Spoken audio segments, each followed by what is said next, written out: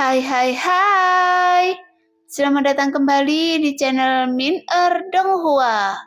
Kali ini kita akan melanjutkan cerita Donghua, Marcia Pig. Gak pakai lama lagi, langsung aja kita ke ceritanya. Check it out. Jelas, Yanluo bukanlah orang yang tidak bisa dipercaya. Terlebih lagi dia sudah tahu bahwa dia sepertinya memiliki perintah mengaum yang hampir tak terbatas. Hanya saja token mengaum ini akan cukup merepotkan untuk dijelaskan kepada Yanluo. Dan juga melibatkan banyak masalah seperti rumah abadi dan gurunya. Jadi Loseng hanya bisa memilih untuk tidak menjelaskannya. Faktanya, Yanluo juga tahu bahwa Loseng tidak akan mengatakan yang sebenarnya, karena Loseng tidak mau menjelaskan. Yanluo tidak memaksanya, setidaknya Loseng tidak menyangkalnya. Tapi Yanluo kemudian bertanya, "Wanita misterius yang bernyanyi hari itu, apakah Anda tahu identitasnya?" Tapi Loseng menggelengkan kepalanya tanpa sadar. Perintah mengaum wanita misterius itu sepertinya tidak ada habisnya seperti miliknya. Sangat mungkin bahwa perintah mengaum di tangannya sama dengan Loseng, yang dapat digunakan kembali berkali-kali. Tapi siapa yang tahu siapa dia? Oh, Yanluo mengangguk dan terus menatap Loseng. Yanluo saat ini adalah tubuh aslinya, jadi dalam arti tertentu, ini adalah pertama kalinya dia dan Loseng bertemu. Avatarnya membuat keputusan untuk membiarkan Loseng naik dengan bebas, dan klan surgawi juga membuat keputusan yang sama, dan tidak memaksa Loseng masuk ke klan surgawi. Yanluo juga sangat puas dengan ini, tetapi karena kebetulan Loseng masih naik ke aliansi. Jadi ini adalah pilihan hidup Loseng sendiri. Lagi pula tidak ada jalan yang pasti bagi orang yang tidak memiliki takdir.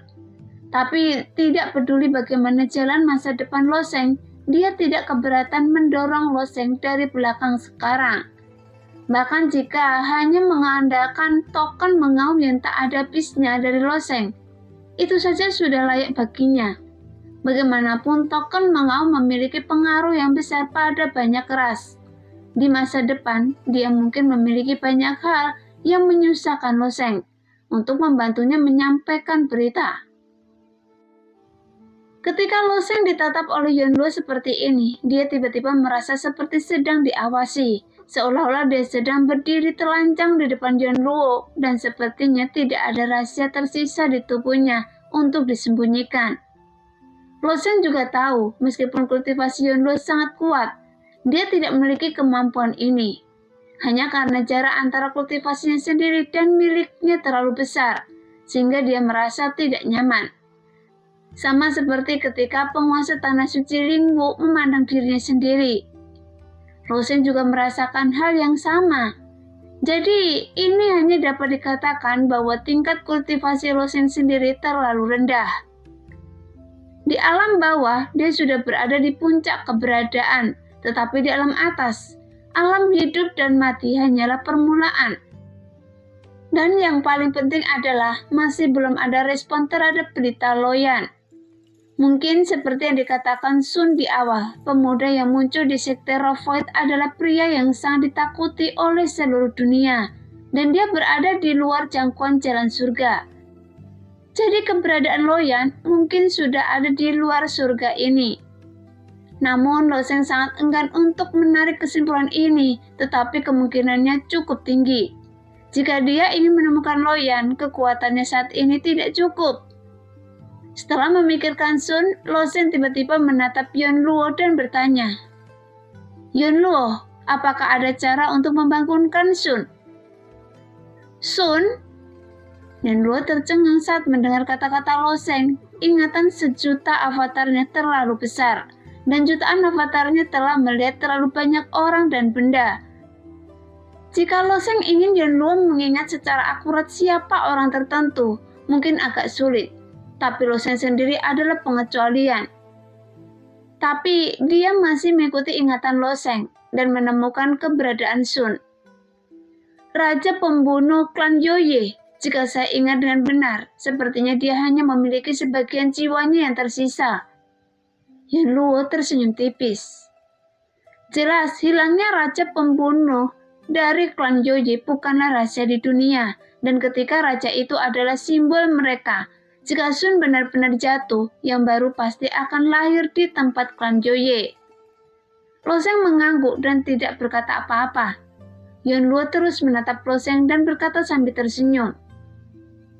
Apakah Anda ingin membantunya mendapatkan kembali tahta klan Yoye? Loseng mengangguk lagi. Yan Luo terus tersenyum dan berkata, klan Yoye adalah eksistensi kuat yang tidak dapat diabaikan oleh ras manusia kita. Meskipun dua raja lainnya hanyalah penguasa alam sebagai raja dari klan Yoye, mereka seringkali lebih kuat daripada Tian Sun. Dan posisi Sun sangat penting. Tapi kekuatan Anda saat ini masih jauh dari cukup.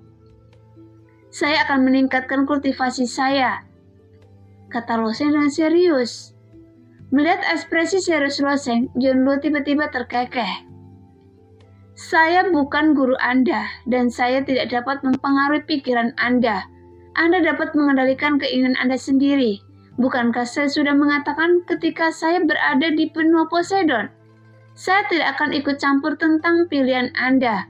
Tapi sekarang, setelah kita tiba di istana surgawi Yeonmyo, saya akan membantu Anda membangunkan Sun dan memperbaiki jiwanya yang hancur. Perbaikan jiwa? Mata Loseng tiba-tiba bersinar. Sebenarnya jiwa tubuh utama Sun telah jatuh dan jiwa yang menyertai Loseng hanyalah jiwa yang tersisa. Jika Yan Luo mampu membangunkan Sun, tentu saja itu juga merupakan hal yang membahagiakan bagi Loseng. Tanpa diduga, Yan Luo berjanji untuk memperbaikinya. Melihat kegembiraan di wajah Loseng, Yan Luo hanya tersenyum ringan dan berkata, "Ayo pergi." Pada saat yang sama, suara siulan dua kuda terdengar dari luar gerbong, dan kemudian seluruh gerbong bergetar dan berlari ke depan. Hampir pada saat ini, kereta melaju ke lorong luar angkasa. Loseng terkejut. Meskipun tidak ada lorong luar angkasa di sini, tapi begitu kereta bergerak, dia masukinya. Jadi Loseng memiliki sedikit rasa ingin tahu di wajahnya.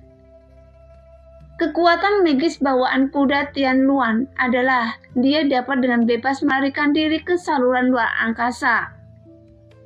Yan Luo menjelaskan. Loseng mengangguk. Sejak kenaikannya, dia penuh rasa ingin tahu tentang segala sesuatu di dunia atas. Perjalanan lintas batas merupakan hal yang sangat mewah bagi para pejuang. Faktanya, 99% pejuang tidak akan pernah bisa meninggalkan dunianya sendiri seumur hidup. Oleh karena itu, ratusan ribu dunia yang ada di alam semesta sangatlah penting bagi para pejuang. Dikatakan hanya sebuah konsep dan legenda, dan semua orang tahu tentang keberadaan alam besar ini. Jadi meskipun mereka mendengar suara gemuruh dari banyak penguasa surgawi dan penguasa alam di dunia, mereka belum pernah melihatnya secara langsung dalam kehidupan mereka. Dan sekarang Loseng mengikuti Yan Luo untuk melintasi ribuan alam untuk mencapai alam inti aliansi. Ketika kedua kuda Tianlun melarikan diri ke saluran luar angkasa, mereka bergegas pergi dengan kecepatan yang luar biasa. Yang lebih mengejutkan Loseng adalah bahwa kuda-kuda Tianlun tampaknya semakin cepat ketika mereka berlari. Permulaannya mereka tidak terlalu cepat, sehingga Loseng mungkin dapat mengejarnya dengan seluruh kekuatannya. Masalahnya adalah, kuda Tianluan sepertinya tidak memiliki batas kecepatan. Setelah berlari selama sehari, kecepatannya telah mencapai tingkat yang tidak dapat dibayangkan oleh Loseng. Pada hari kedua, kecepatan larinya 2 kali lebih cepat dari hari pertama. Setelah beberapa hari yang lalu, Loseng dapat mengamati pemandangan sekitar di lorong dunia yang besar ini. Seperti beberapa prajurit yang terbang ke arah yang sama. Tetapi pada hari keempat, Loseng tidak dapat lagi melihat dengan jelas apa yang ada di luar jendela. Setelah mencapai kecepatan ini, semuanya berubah menjadi garis. Dan tidak mungkin untuk mengetahui apakah itu seseorang atau sesuatu yang lain. Jalur dunia besar ini awalnya memiliki pos pemeriksaan yang tak terhitung jumlahnya, yang memerlukan biaya untuk melewatinya. Jika itu adalah seorang pejuang biasa, biaya perjalanan melalui dunia besar mungkin akan sangat besar. Tetapi dari awal hingga akhir, tidak ada yang berani mencegat kereta Yonduo. Bahkan jika dia ingin menghentikannya, mustahil menghentikannya dengan kecepatan seperti ini. Pada hari ke-6, Yonduo memberitahu Loseng bahwa mereka telah meninggalkan dunia psikis. Kita baru saja meninggalkan dunia psikis sekarang. Loseng awalnya berpikir bahwa dengan kecepatan ini dia telah masuki alam lain. Jika kita melaju dengan kecepatan saat ini dan ingin melintasi lebih dari 1000 dunia, saya khawatir akan memakan waktu hampir 20 tahun untuk mencapai tujuan. Namun kecepatan Tianluan masih meningkat. Setelah meninggalkan dunia psikis, dia masuk ke jalur lintas batas. Jalur lintas batas ini lebih luas dari jalur alam besar. Tidak mungkin bagi Loseng untuk membangun jalur ini dan menghubungkan ribuan alam besar seperti mutiara imajinasi. Jalur dunia yang besar biasanya dibangun oleh tokoh-tokoh setingkat penguasa dunia. Tapi jalur lintas batas ini mungkin memerlukan bantuan Tianxun. Dan Loseng diam-diam berspekulasi di dalam hatinya. Sekarang butuh waktu sekitar 3 hari untuk melewati batas besar kedua. Saat melintasi alam besar ketiga, hanya butuh 1 hari. Seiring berjalannya waktu perlahan satu demi satu alam besar dilewati. Semua alam besar ini ditempati oleh manusia. Ini hanyalah salah satu dari 3 kekuatan utama ras manusia, dan posisinya di dunia ini juga memang sangat kuat. Selama periode perjalanan cepat ini, Loseng juga mulai berlatih. Sebulan kemudian, Loseng merasa kereta yang indah ini akhirnya berhenti. Dia perlahan membuka matanya dan ketika dia melihat keluar jendela, dia melihat bulan kuartal pertama yang berwarna oranye tergantung di cakrawala. Kita sudah sampai. Yonduo membuka pintu kereta dan berjalan keluar terlebih dahulu.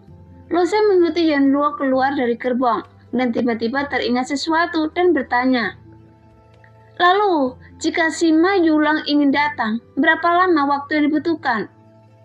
Yonduo berpikir sejenak kemudian berkata, "Jika penguasa suci tanah suci tidak membantunya, jika dia ingin sampai di sini dan membiarkan dia mencari jalan sendiri, bahkan jika dia melewati lorong itu tanpa gangguan, itu akan memakan waktu 2 hingga 300 tahun.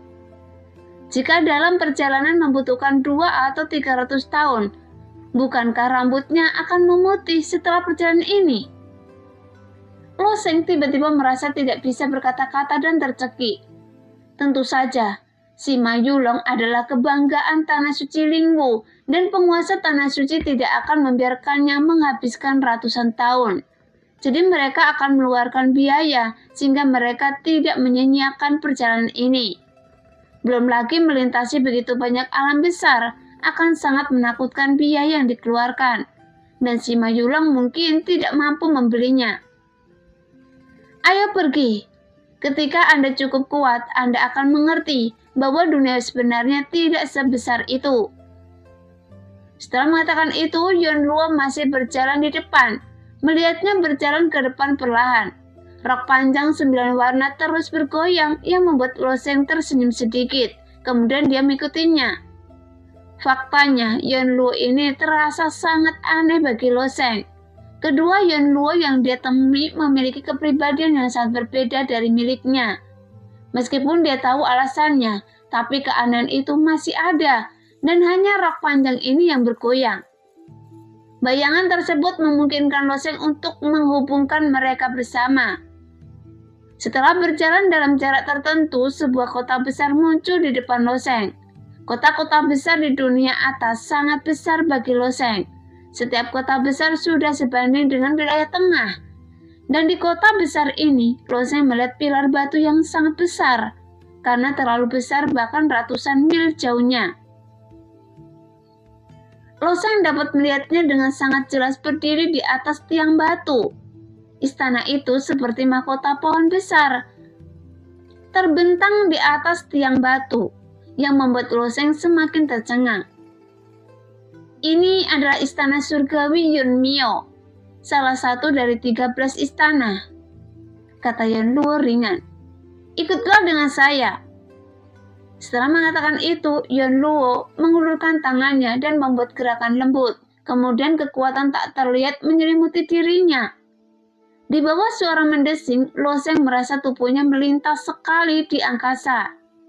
Dan pada saat berikutnya, dia muncul di tempat lain, seolah-olah ini adalah pergerakan luar angkasa. Loseng dapat melakukan perjalanan di area kecil di ruang angkasa. Tetapi istana surgawi Yunshio sangat jauh darinya, dan dia dibawa ke dalamnya hanya dengan melakukan perjalanan melalui ruang angkasa.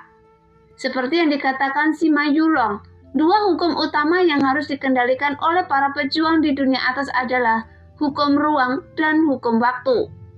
Kontrol Yonluo terhadap hukum ruang juga cukup maju jika dibandingkan dengannya. Setelah memasuki istana surgawi Yunmyo, ribuan anak tangga muncul di depan mereka, dan setiap 3 langkah berdiri seorang prajurit.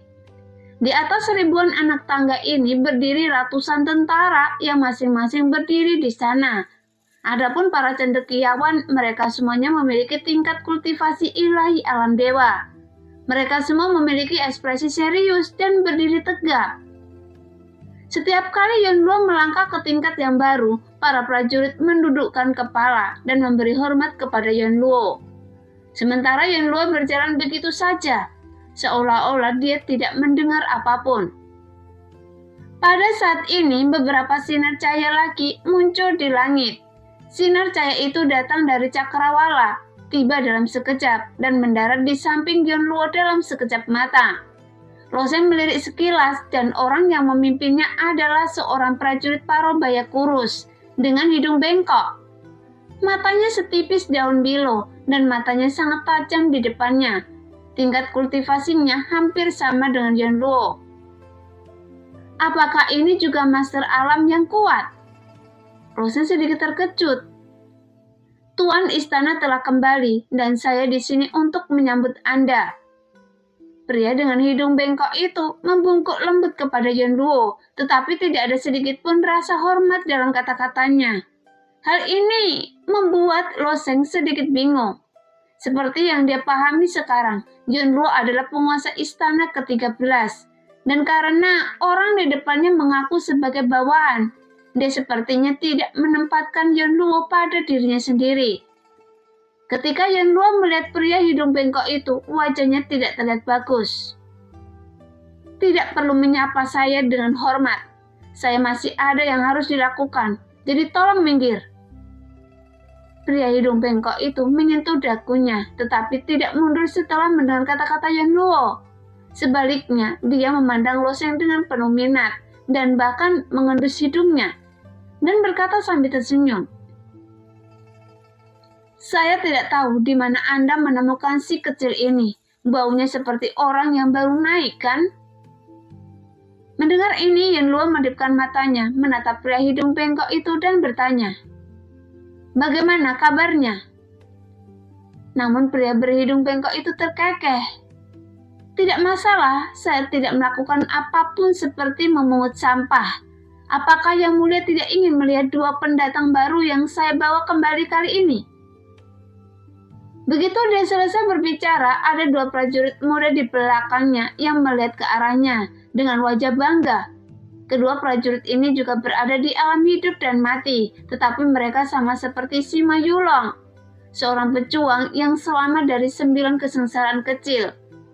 Kedua orang ini secara alami tidak berani untuk tidak menghormati Yonluo, tetapi mata mereka menatap Loseng secara sengaja atau tidak, menunjukkan penghinaan penuh.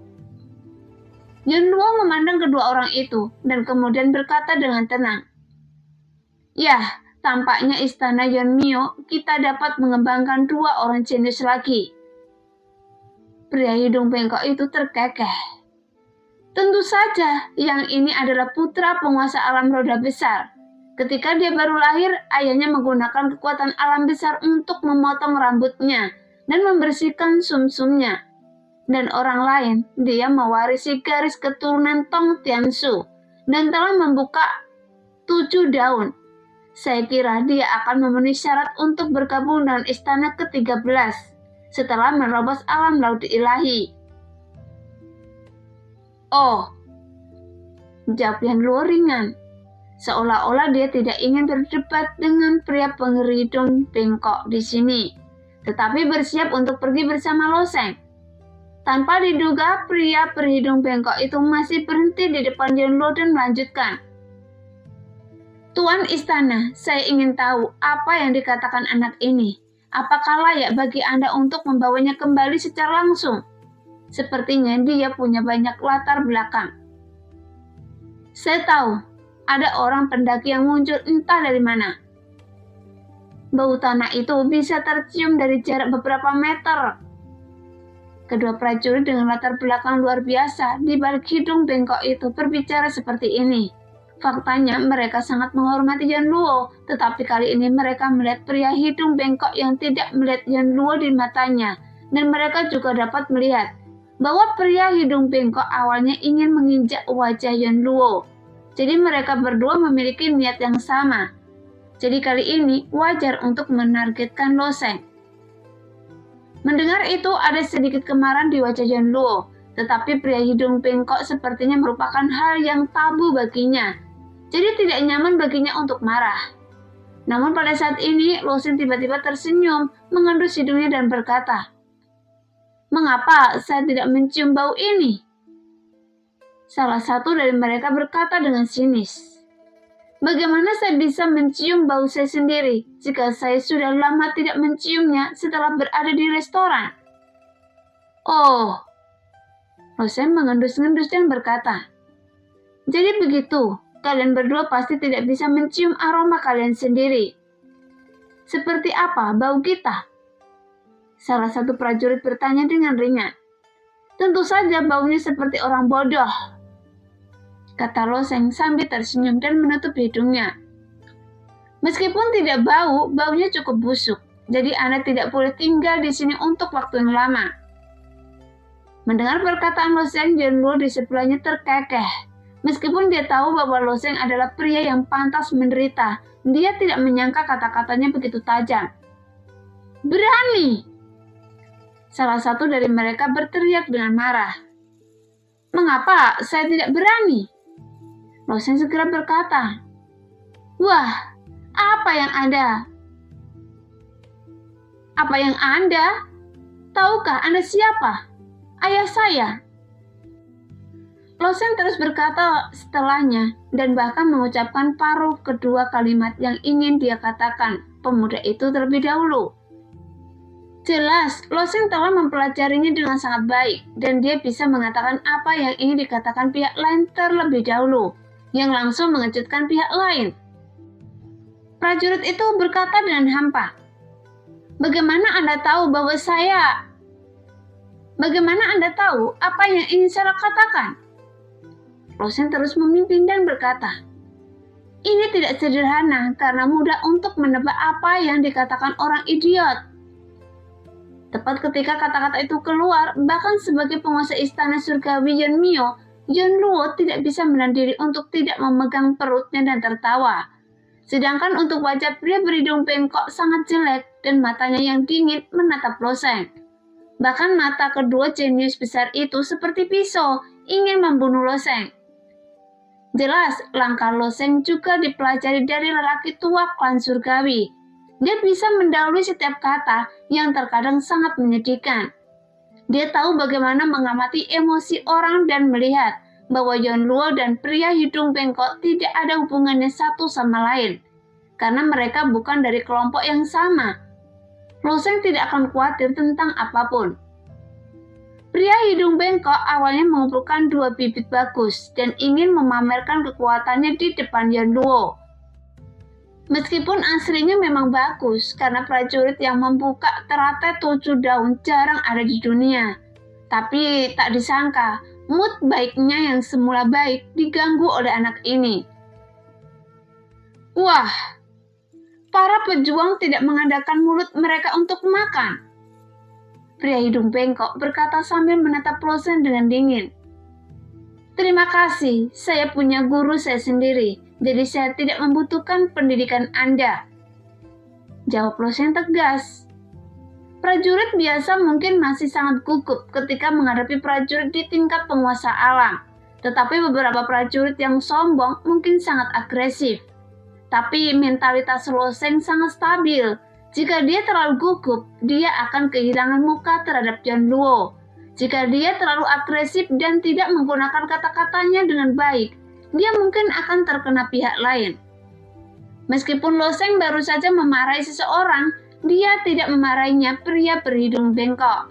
Tapi di belakangnya ada dua pejuang dari generasinya sendiri. Saat berhadapan dengan pria berhidung bengkok ini, dia tidak rendah hati atau sombong. Dan perilakunya sempurna. Pria hidung bengkok terkekeh. Saya ingin tahu seperti apa kultivasi yang dimiliki Anda, yang hanya seorang pejuang dari alam bawah. Mendengar itu, wajah Yuan Luo juga menunjukkan ekspresi aneh. Lo Seng punya guru dalam ingatannya, karena Lo Seng selalu mengandalkan dirinya sendiri selama ini, dan tidak ada guru yang membimbingnya. Setelah mendengar ini, Lo Seng masih berkata dengan serius. Saya tidak tahu. Anda bahkan tidak tahu tingkat kultivasi guru Anda sendiri. Pria hidung bengkok menggelengkan kepalanya. Tapi kemudian Lo Seng berkata, tapi dia pastilah eksistensi yang dikagumi seluruh dunia. Senyuman tipis muncul lagi di wajah Lo Seng. Mendengar ini, ekspresi keheranan muncul di wajah pria hidung bengkok. Bahkan Yuan Luo pun terkejut. Apakah ini terlalu banyak untuk dikatakan? Lo Seng kemudian menambahkan, tentu saja itu ada dalam pikiran saya.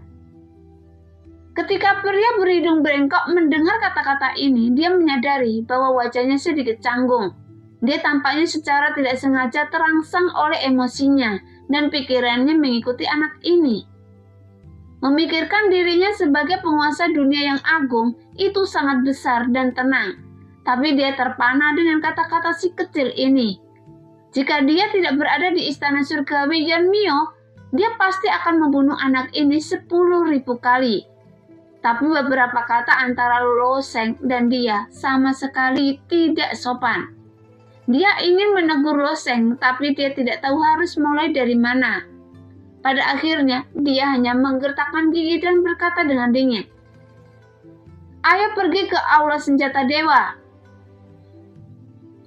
Sekarang, orang-orang ini sepertinya tidak mau tinggal di sini sebentar dan segera pergi dalam sekejap mata. Adapun Yuan Luo, dia tersenyum bahagia menatap Lo Seng dan berkata, saya benar-benar meremehkan Anda. Lo Seng menarik nafas dan berkata, tidak mungkin, saya telah bertemu terlalu banyak orang seperti ini, dan saya sudah terbiasa. Jelas, selalu ada beberapa orang yang merasa tidak nyaman di dunia ini, dan secara tidak sengaja akan melompat ke depannya. Jika dia dapat mengambil tindakan, Lo Seng tentu saja akan membidik kedua anak laki-laki tersebut. Tetapi dalam situasi saat ini, di mana dia tidak dapat mengambil tindakan, dia hanya mampu untuk berbicara. Setelah kejadian ini, suasana hati Yuan Luo tiba-tiba membaik. Saat dia berjalan, dia memberitahu Lo Seng bahwa pria berhidung bengkok tadi bernama Su Chan, dan dia adalah wakil kepala istana surgawi Yanmio. Su Chan ini juga memiliki latar belakang yang mendalam dan juga merupakan putra seorang penguasa surgawi. Setelah Su Chan memasuki istana surgawi Yanmio, dia bersaing dengan Yuan Luo untuk mendapatkan posisi penguasa istana, tapi mereka tidak pernah berurusan satu sama lain. Kali ini Su Chan ingin mengambil kesempatan untuk mengejek Yuan Luo, tetapi terpaksa melarikan diri karena Lo Seng. Tentu saja Yuan Luo sangat senang. Setelah menaiki tangga, Yuan Luo mengulurkan tangannya ke arah Lo Seng.